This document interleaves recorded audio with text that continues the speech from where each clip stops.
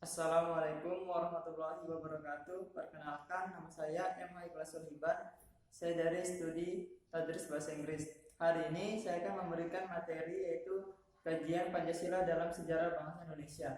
Kajian sejarah Pancasila dalam bangsa Indonesia terdapat 3, yaitu Pancasila era Orde Lama, Pancasila era Orde Baru, Pancasila era Reformasi.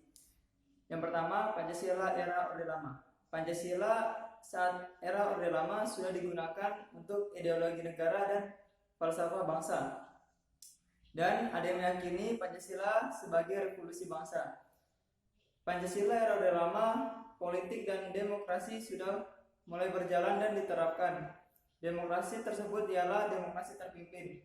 Akan tetapi, saat pelaksanaannya demokrasi terpimpin banyak sekali melakukan penyelewengan antara presiden dan MPRS. Ini dikarenakan demokrasi terpimpin, kekuasaan berada di tangan perseorangan, sehingga DPR sulit mengontrol aturan-aturan dalam kebijakannya.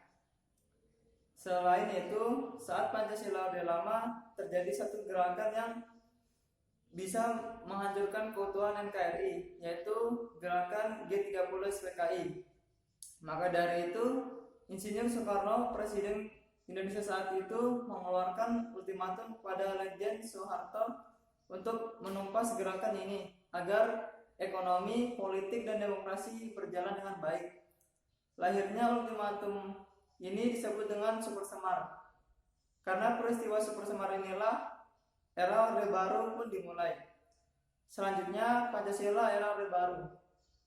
Kita tahu Orde Baru adalah pemerintahan terlama di Republik Indonesia. Pemerintahan ini sangat menjunjung tinggi Pancasila. Saat mereka ingin membuat tujuan, Pancasila dijadikan tujuan utama untuk mencakup kekuasaan bangsa dan memperluas pembangunan di Indonesia untuk pembangunan yang merata.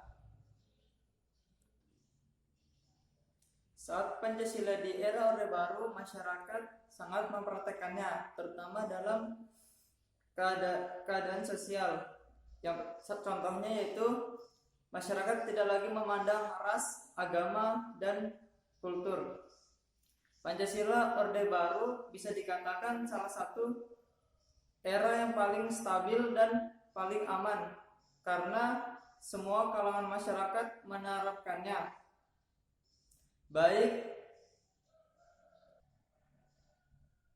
Baik di bidang ekonomi, politik, dan demokrasi. Bahkan pemimpin Presiden negara Indonesia saat itu, Bapak Soeharto, sangat menjunjung tinggi Pancasila di sila keempat, yaitu kerakyatan yang dipimpin oleh hikmah kebijaksanaan dalam permusyawaratan perwakilan.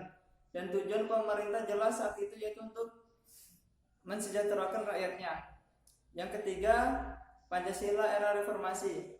Saat era reformasi dimulai, dari presiden ke presiden lainnya, Pancasila digunakan sebagai kerangka berpikir. Akan tetapi, saat era reformasi, Pancasila sudah mulai kehilangan nilainya, dikarenakan globalisasi, mudahnya masuk budaya asing ke dalam negeri, dan kurangnya kontrol dari pemerintah.